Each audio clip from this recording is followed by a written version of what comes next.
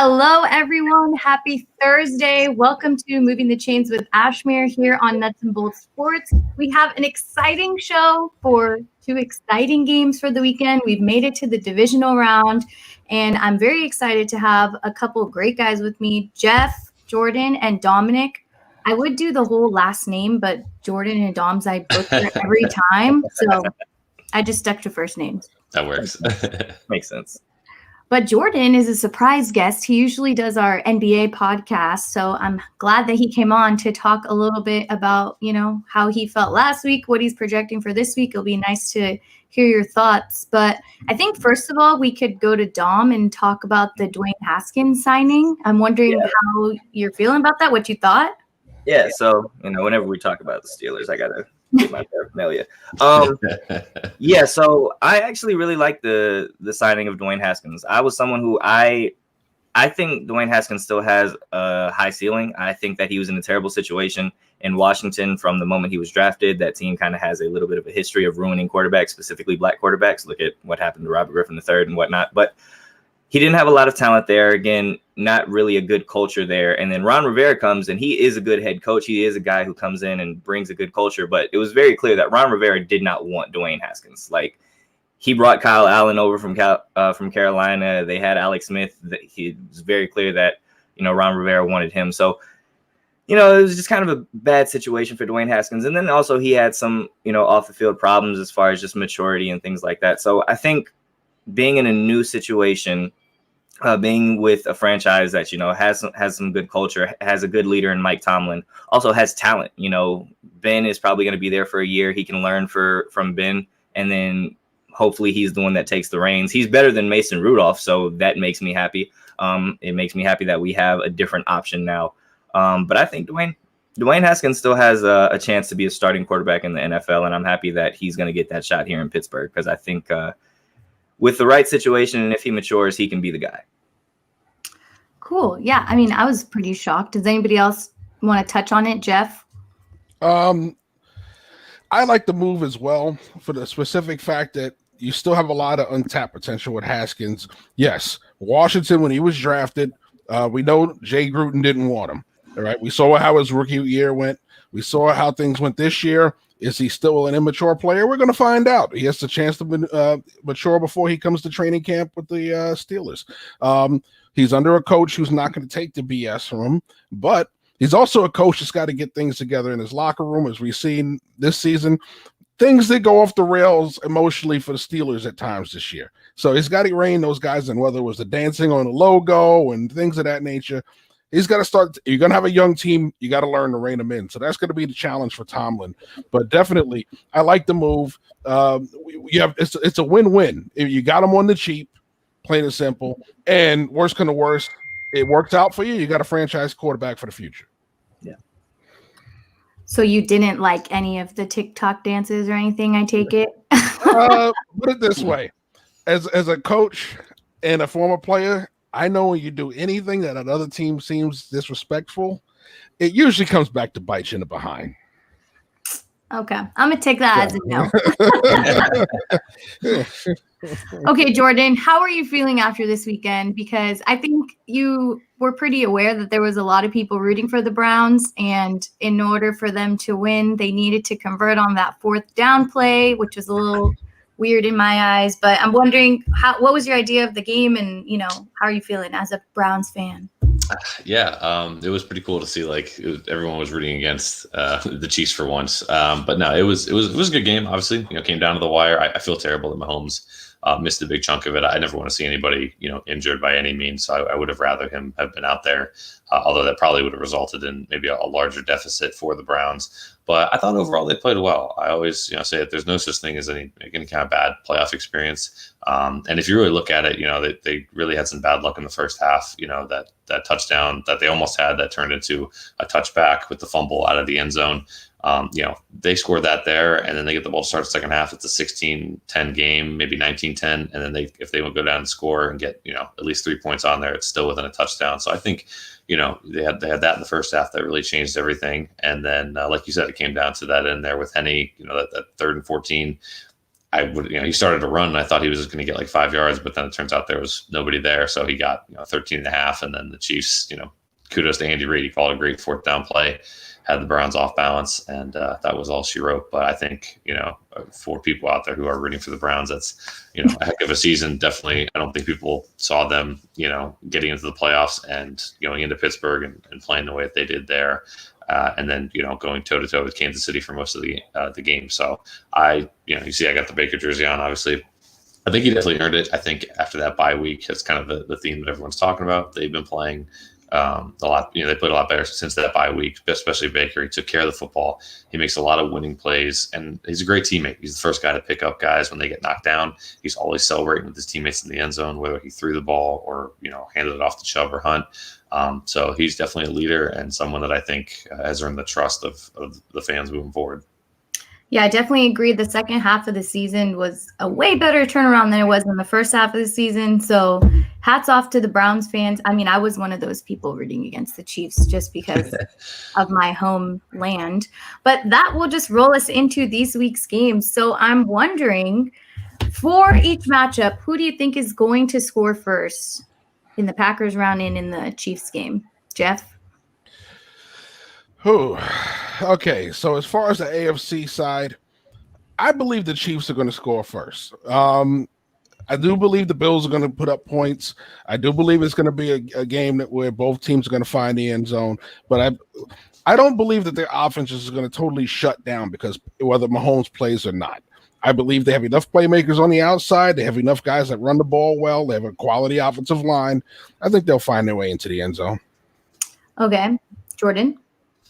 With that one, I actually think the Bills are going to score first, only because the Chiefs are notoriously slow starters. Obviously, that wasn't the case last week against the Browns, but generally we've seen them over the last year and a half, 2 years, fall behind early. So I think they, whether they get the ball first or not, they might end up punting, or if the Bills get it, I think the Bills have enough firepower to go down there and score not only once, but maybe twice, maybe not 2 touchdowns, but a touchdown and a field goal or something like that.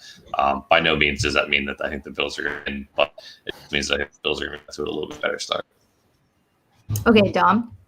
Tell me both games. Yeah, so AFC, I like the Chiefs to start fast. They started fast last week. And like I said, I feel it's something about this Chiefs team where I feel like they just kind of turn it on during the playoffs. Like they elevate their level of play. So I like the Chiefs, especially if Patrick Mahomes is healthy. Now, if it's Chad Henne in there, different conversation. But Patrick Mahomes is healthy. I like them to go out, score first. On the NFC side, I picked the Bucs to win this game. And if they're going to do that, they have to get out and start fast. They can't get behind. They can't let Aaron Rodgers get a lead. They have to keep pace. So I'm going to say that Brady, they go out especially if they get the ball to start. If they get the opening drive to start the game, I'll take the Bucs. Okay, reverse. Jordan, we're going to the NFC now. I feel like it's first take. I got to disagree with you there. I think the Packers are going to score first, only because it's their type of weather. And I know Brady, for all it's said and done, has been a very good cold weather quarterback out in New England. When he's up in New England, but it's supposed to be 30, chance of snow in Lambeau. I think that just favors Green Bay naturally, and the fact that they're rolling on offense right now. I think. Even if the Bucs do get the ball to start, I don't think they're going to be able to produce any points. And then I think Rodgers is in that offense, especially him and Adams connection is going to be good enough to get in the end zone. Okay, and Jeff? I think the Bucs will score first in that game, but I think the last team to score will be the Packers. I think it's going to be discount, double check Rodgers at the end of the game. I like that. I agree with Jordan on both sides. I think the Bills are going to score first and the Packers are going to score first. And I'm surprised that we're all split right now. That's great TV, though. You came in at the end, made it even to Yeah. I just think I agree with all the points you made. Cold weather, Aaron Rodgers going for that title, MVP, all those good bells and whistles he could ask for. But let's go back to the AFC game. What are the chances that you guys think Patrick Mahomes is actually going to play? Jeff? I would say 50-50. The fact that he's made it through 4 of the 5 obstacles at this point in the week, it's just a matter of now, is he going to have any symptoms between today and Saturday that bump him out of this game? If he doesn't, he's in. And at that point, it's okay. Can he make it through 4 quarters of this game? Because you know how concussions are. You get one, it's real easy to get another. So at this point, it's up to Rodgers. Not up to Rodgers. It's up to Mahomes. Is he capable of staying healthy the rest of this week, having no symptoms, and then getting into the game and lasting 4 quarters? But right now, I say 50-50. The fact that he's gotten this far boosts his chance. Okay. What about you, Jordan? Yeah, I think he's going to play. I wouldn't say it's 100%. I'd say maybe 75-25 right now. I agree with everything Jeff said. It looks like he's passing all those check marks that you want to see. And, you know that he wants to be out there more than anything. So he's going to do everything he can to get himself ready. I think barring some sort of setback, he'll be out there. Okay. And Dom? All right. So it's 100%. Patrick Mahomes is playing this weekend. Yeah, thank you. I was waiting for that. Patrick Mahomes, I was like, where's the hat now? Listen, I understand it's supposed to be an independent neurologist who's going to do all the checks and all that other stuff. Mm-hmm. This is still the NFL. And what is Patrick Mahomes to the NFL? Right now, Patrick Mahomes is the most important player in the league. He's going to play this weekend, especially in a huge game against the Bills. Bills Mafia and their whole fan base is definitely going to drive ratings up with this game alone. Patrick is going to be out there. He's going to be out there point blank, period. Thank you. I was waiting for somebody to say that. I was like, there's no way that Patrick Mahomes is not going to back-to-back Super Bowl this thing. So perfect. Okay, how are we feeling about this matchup? I mean, is everyone all around thinking Chiefs is going to win? I said, yes. Like I said, I'm assuming, again, I believe Patrick Mahomes is going to play. And if Patrick Mahomes plays, then yes, I don't see the Chiefs losing. The Bills are a good team. That offense can score really well. I am interested to see how Josh Allen responds, like I said, to being at this level. This is the furthest he's ever been in the playoffs. And last year he kind of had moments where he made some questionable decisions against the Texans. They ended up losing that game. So we'll see if he reverts back to that or, if he continues to play like he has. But I just think that with all the weapons that Mahomes has, again, the Chiefs defense is, like I said earlier, this team just kind of ramps it up a little bit in the playoffs. We saw it last year. Steve Spagnuolo really had this defense playing really well in the playoffs. I think we'll continue to see that. The Chiefs played well against the Browns last week. So, yeah, I like the Chiefs. Cool. Okay. That was my production error, everybody. Okay, Jeff, what about you? I mean, I think Josh Allen is going to put up a good fight. So I don't know. I think the Bills are going to take it. If you're looking at the way things are going for Buffalo, the cards could be aligning their way. I just have a feeling that this Chiefs team, I'm leaning that way. I just have a feeling that the Chiefs are going to pull it out whether Mahomes plays or not. I mean, if you look at last week, yes, the Bills are here now. They did win by 14 over the Ravens, but it took only 10 points from that offense to get that part done, and then a defensive touchdown to expand the lead because they were about to tie that game up. So I'm leaning Chiefs. I think even if Mahomes plays or doesn't play, I still think the Chiefs can pull this game out. Okay, Jordan, wrap us up. I think all the points are good. I mean, I think you got to give the Bills and Josh Allen a lot of credit. I think they came out. Everyone thought the Bills-Ravens was going to be the marquee matchup last weekend, and the Bills just ended that. I know Lamar had the concussion, but that game was over before that happened. So give them a lot of credit. They've been such a fun team to watch. And we love the Bills Mafia jumping on through tables and all this stuff. It's just a fun culture. With that said, I can't pick against Patrick Mahomes as long as he's out there. And I think it's going to be close. So I think this game is going to be, to this week. I think it's going to be the closest. I think it's going to be probably the highest overall scoring. And in terms of just like big wow plays, I think Allen's capable of making them. We know Mahomes and Tyreek Hill and that offense can do it. So I think you're looking at somewhere in it might be 34-28, something of that nature. The Chiefs might have to go on a late drive. But like Dom said, their defense, even though it's not like, you don't look at them and say, oh, they're one of the top 5 defenses in the league. They seem to ramp it up in the playoffs and make key plays when they have to. And that's in part to having a guy like Tyrann Mathieu back there. I mean, he was an absolute force of nature last week, and he's terrifying. I remember him back to his LSU days. He was phenomenal.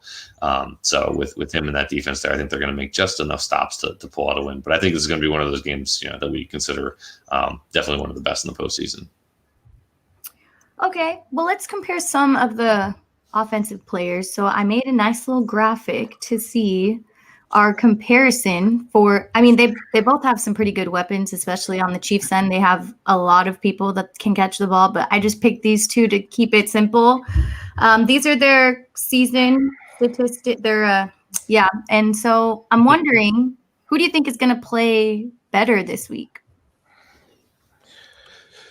You want me to start this one off? Yeah. Okay. I think if you're going to look at it statistically, I think Diggs is going to have the better game. He's the better all-around receiver. He's going to make the big third down catches along with Beasley. He's going to make some big plays down the field for the Bills. But if you're going to look at it as far as impact overall, I think it's going to be Tyreek Hill, the lightning in bottle player who can take a slant to the house, find that arrow crossing route down the field, catch it in space, and just take it the distance. He's a home run hitter. Those guys seem to make plays for the Chiefs and make the biggest difference in all their games. Kelsey does the dirty work. Hill's the finisher. Okay, I like that. What about you, Dom? Yeah, I agree. I think if you just look at it from a statistic standpoint, I think Stephon Diggs will probably end up with more receptions, maybe more yards. But that also is kind of a testament to the fact that when you look at the Chiefs offense, there's so many other options, right? Like you have Tyreek Hill, you have Travis Kelce, Le'Veon Bell can catch it out of the backfield. If they have Clyde Edwards-Helaire, Mecole Hardman, so I feel like the ball kind of gets more spread around, even though Travis Kelce and Tyreek Hill still put up monster numbers every year. So just from a statistic standpoint, and who probably ends up with more catches and more receptions, I would take Stephon Diggs here. So if you want to, I don't know if you're definitely not doing fantasy anymore, but yeah, I think Stephon Diggs just from a stats wise, but I do agree impact wise, Tyreek Hill is probably going to make one of those plays where he just busts some wide receiver screen or slant for 76 yards, and that's all she wrote. Okay. Jordan, want to wrap it up?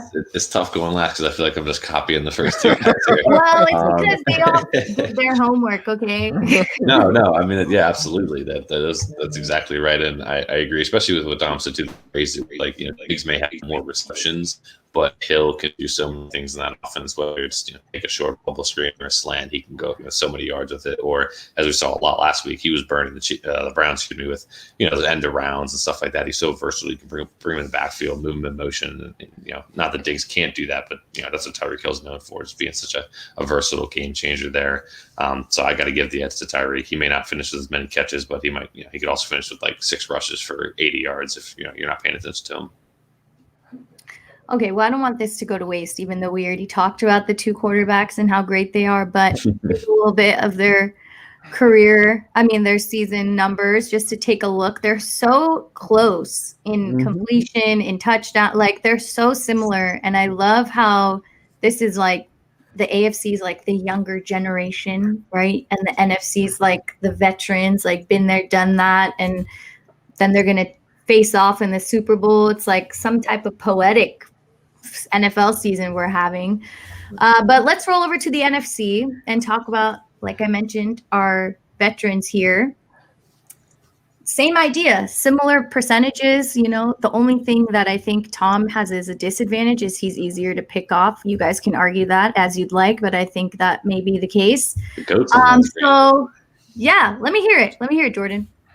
Well, yeah. I mean, the GOAT's on the screen. He's on the right side of the screen for me. I've always thought if I needed one quarterback to win a game, it's going to be Aaron Rodgers. And I know Brady has the resume and the rings, and he's also played with, up until this year, one coach, one system. Rodgers has notoriously been through some awful coaching and, not the best skill players, as evidenced by the fact that they took a quarterback in the first round this year instead of somebody that they could actually play on the field. However, that seemed to work out in the Packers' favor as it ticked Aaron Rodgers off, and he's had one of his best seasons ever. He should be doing for the MVP. In terms of that matchup, I like him a little bit over Brady. He's just playing overall better, and he's going to be more prepared, I think, for those conditions in Lambeau. And him and Adams right now are unstoppable. I mean, that duo, they've been the best quarterback wide receiver duo all year, and I don't see that changing this week. Okay, so we chose Packers together, right? Yeah. Okay, yeah, we're gonna let's hear your rebuttal.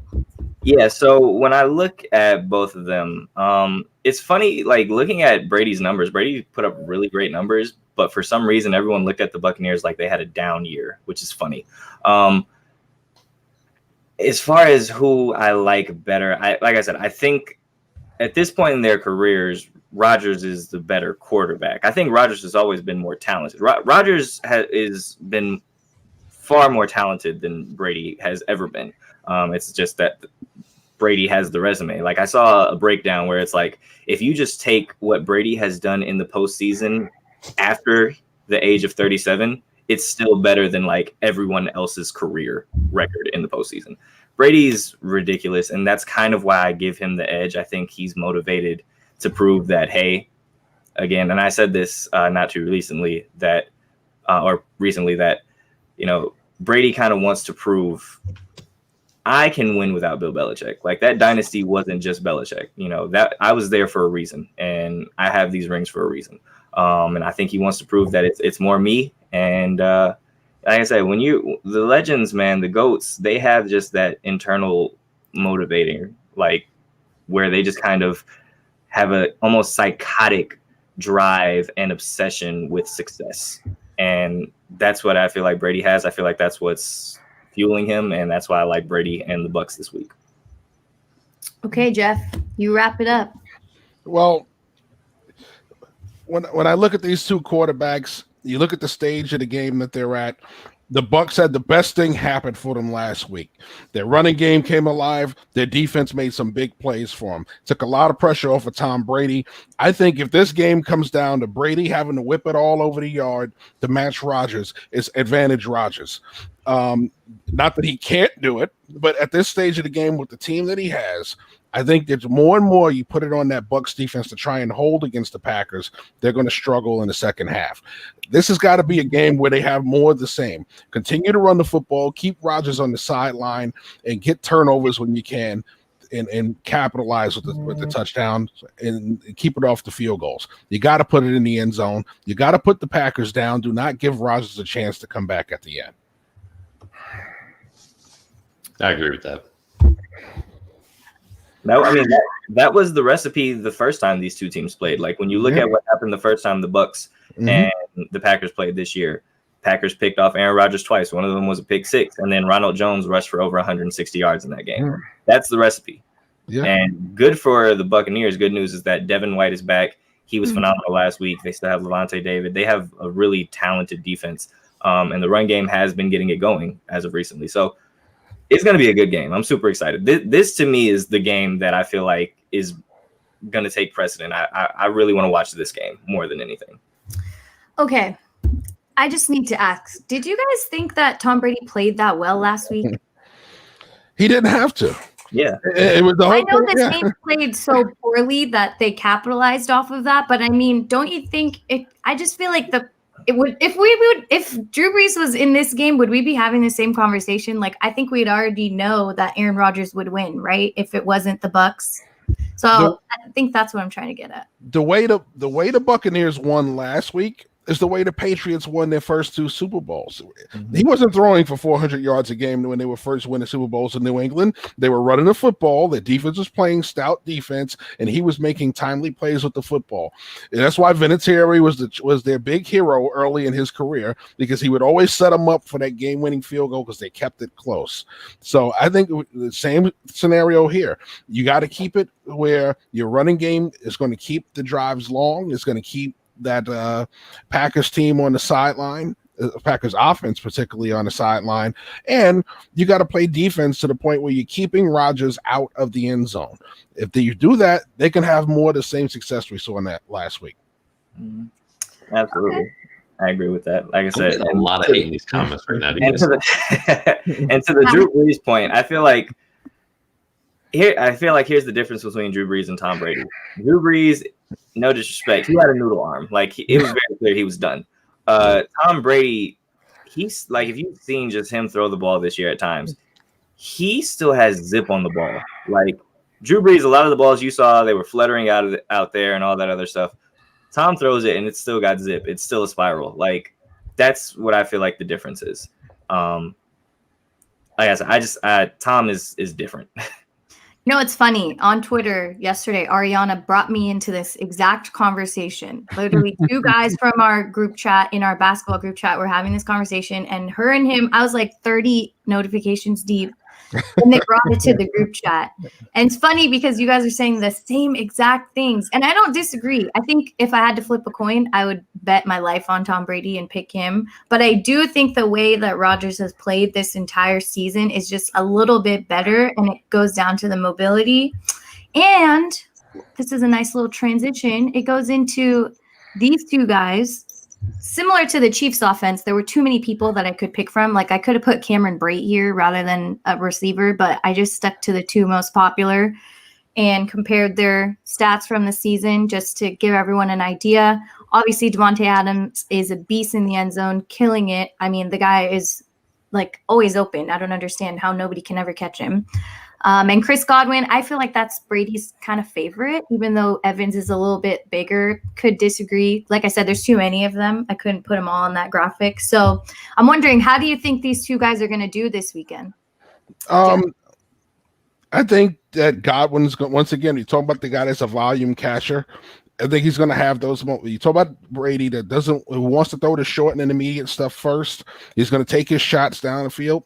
That's where Godwin comes into play. That's where Antonio Brown comes into play. And Evans comes into play down the field and in an intermediate game as well.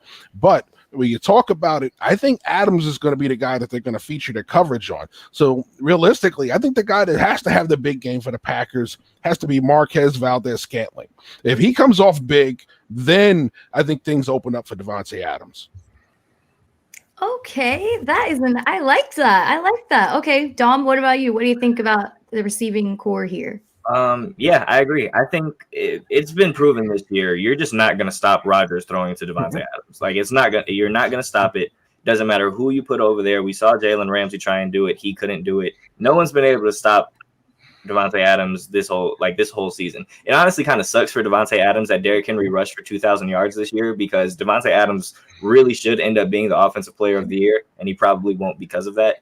But that brings it to the simple fact where it's like, okay, Davante is going to get his. We need to make sure everyone else is in check. So we got to make sure Allen Lazard isn't catching a streak for 60 yards to beat us, like, what happened against the Rams. You got to keep Marquez Valdes-Scantling in check, Tunyon, all those guys. Like, you have to keep everyone else in check. You have to understand, you want to try and slow him down, but for the most part, Rodgers to Davante Adams, like sliced bread, it's going to be good every time. You just got to take care of all of the other guys. Okay, Jordan. Sorry to end with you again. No, you're good. I'm good. I can't say, for whatever reason, I just cannot say that guy's name. So I want to call him MVS for the Packers. I don't know what it is. I tried to say it like 4 times last week, and I was like, I'm saying this wrong every time. No, him and Lazard are going to be key, because I agree. They're going to do their best to shut down Adams, but Adams, Adams was from the beginning last week chirping against Jalen Ramsey and then backed it up, which I think is just glorious when receivers do that. So he's on fire right now, and like Dom and Jeff said, he's going to get his. The key is just not to let everybody else explode for big plays. And then on the Tampa Bay Bucs end, they have a lot of weapons. I feel like it does stink in a sense. If you had Brady, 5 years ago with these weapons, Tampa would probably be sitting here 14-2, and they would be the ones hosting, because you still have Antonio Brown, you have Gronk, you have Cameron Brate, and then you obviously have Godwin and Evans, and even Scotty Miller too. So they have a ton of weapons to go to. Is Mike? Maybe I'm a little outdated on this. How is Mike Evans' health right now? Is he good to go? Like, is he 100%, or is he like? I think he's playing. Honestly, I feel like no one's 100% at this time, but he's yeah. Same thing with Antonio Brown. Antonio Brown kind of tweaked his knee, it seemed like, last week, and you could see Brady was pretty concerned about that. He was going up to him, like, checking him, like, hey, are you good?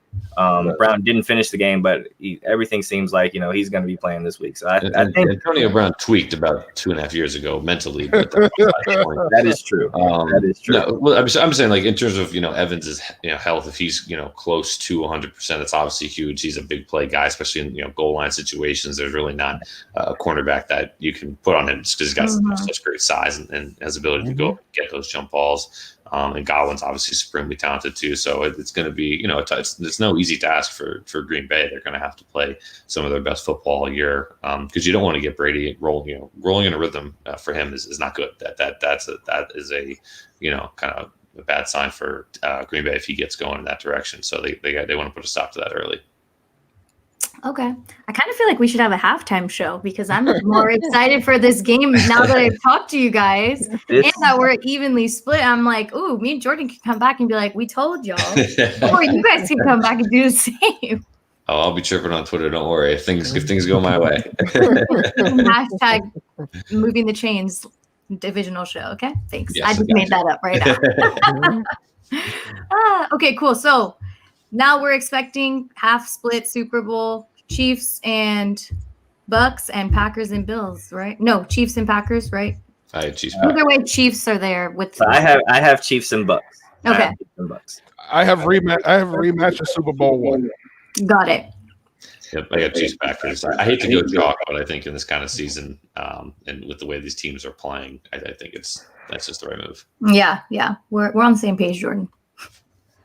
Okay, cool. Well, you guys, this was fun. I loved it. I loved every second of it. And I hope everybody else enjoyed being here. Thanks for watching Moving the Chains here on Nuts and Bolts Sports. Joe gave me the eyes, so I think he wants there to be a halftime show. We'll keep you guys posted on that one. But everyone, have a great night. Have a great football weekend. Stay safe. Have fun. And thanks again for tuning in. Don't forget to subscribe to all of our YouTube channels and, all social platforms everywhere. Thanks, guys.